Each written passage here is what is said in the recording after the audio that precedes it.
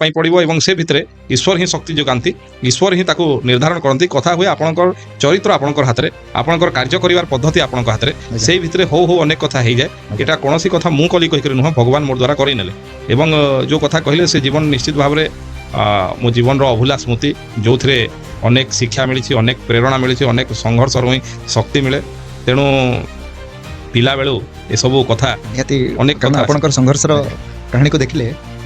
मन भीतर आंदोलित हुए कारण जो भली भाव में आप संघर्ष करके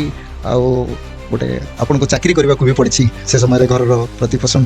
पूरा परिवार दायित्व नवा पुणी भौणी मान बाहागर करवा निजक निजे प्रतिष्ठित करवा यहाँ बहुत कम लोक तर इच्छा शक्ति बल ही करें निहाती भगवान आशीर्वाद बोली कह जापर आपण देखो खाली चाकरी न अनेक कथा अनेक छोट व्यवसाय